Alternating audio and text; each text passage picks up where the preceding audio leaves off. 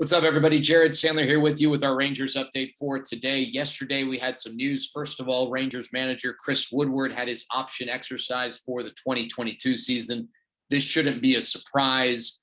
I know the record is what it is, but let's also recognize that it's not like Chris Woodward has underachieved with rosters that were destined for great things. This has been a tough go of it for any manager just from a roster standpoint. And then now, as we get ready for the 2021 season, this organization is really fully committed to a rebuild. And so it's really unfair, I think, to assess Chris Woodward based on the record.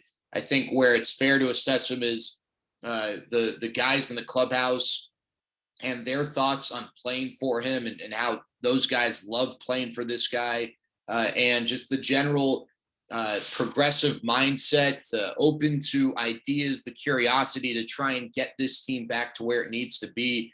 It obviously wouldn't be fair to ask him to go through this rebuild and then just not give him a chance to go through the rebuild. So, no surprises there. I really do believe that, Chris Woodward is the right guy with the Dodgers pedigree and everything he's trying to bring to this organization. But obviously it's important to recognize that, the roster right now is not at a point where the standings are going to best reflect his managerial abilities.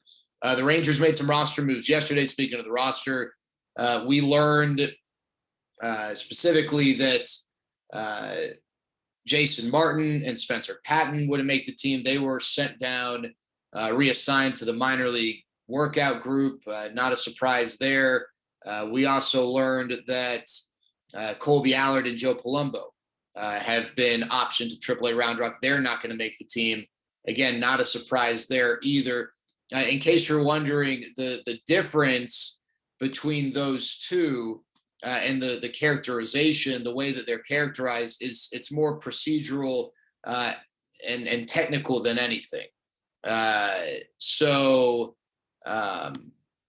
Colby Allard and Joe Palumbo are on the 40-man roster. So they have to be optioned if they are not going to be on the opening day roster. So that's why they are optioned. Jason Martin and Spencer Patton are not on the 40-man roster, so they can just be assigned. They do not need to be optioned.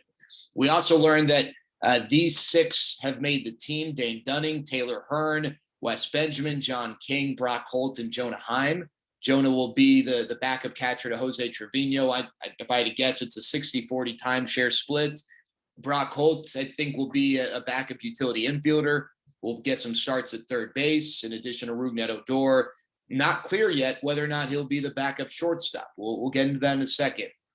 John King will be a left-handed arm out of the bullpen. Probably wouldn't have made the team if Brett Martin or Joely Rodriguez were available and healthy, but they're not. So it's an opportunity for John King, who either way was going to get some time at the big league level this year. John King, for those who maybe aren't as familiar with him, really, really good changeup. Wes Benjamin, Taylor Hearn, Dane Dunning.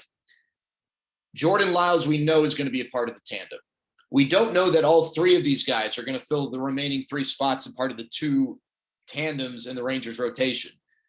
Chris Woodward yesterday, when asked about Kyle Cody, who pitched really well last night in Goodyear, said the door's still open for Kyle to make the team. So it's not definitive that he is not going to make the team. And my guess is if Kyle makes the team, he will be a part of one of those tandems, or maybe, it would be a bullpen situation for him. But I feel confident that Taylor Hearn and Dane Dunning will be a part of the tandems. Will Wes Benjamin be a multi-inning reliever or a part of the tandems? We'll wait and see. But those guys have all made the team. They certainly deserve it. No surprises there. So going back to Brock Holt, that's not as much a surprise that he made the team with the injuries as the surprises that I guess are to come. So the questions are now, especially with Chris Davis out for 4 to 6 weeks, who's going to be the DH, the primary DH? Who's going to be that right-handed bat, whether it's the primary DH or not? Who's the first baseman? And who fills the final spot of the bench? And some of those overlap. So Adolis Garcia, for whatever it's worth, has had a tremendous camp. Andy Ibanez has looked good, and I've said on this platform, I'd like to see Andy Ibanez get some opportunities at the big league level just to know whether or not he can hit at a big league level, big league caliber against major league pitching in a way that's going to justify a spot on the roster. Because defensively, he's not really a guy who's going to earn playing time. It's going to be because of the bat. Adolis Garcia, though, has had a great camp. And so maybe it's an opportunity to see if he's made some adjustments and figured some things out. Both those guys are options, right? Right now, we know the bench is Jonah Heim, Brock Holt.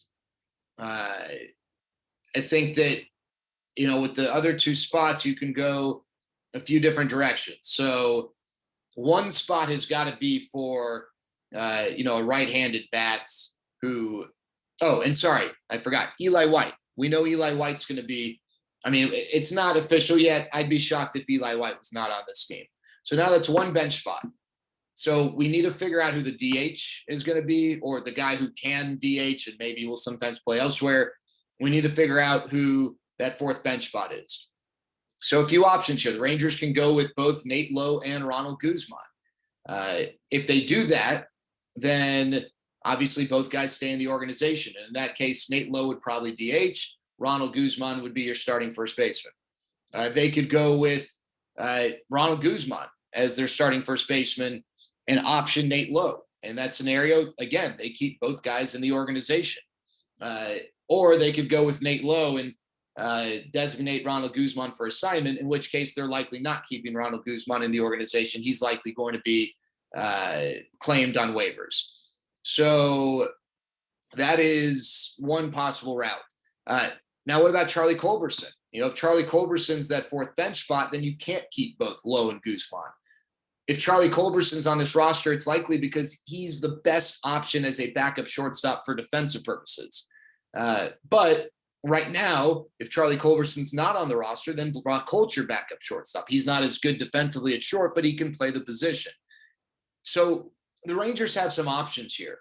First of all, the DH. Is it going to be Andy Ibanez, Nate Lowe, or Adolis Garcia? First base. Is it going to be Ronald Guzman or Nate Lowe?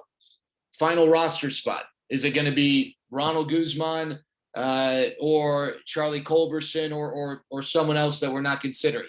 It could be a combination of these things, but those are the spots that they have to fill.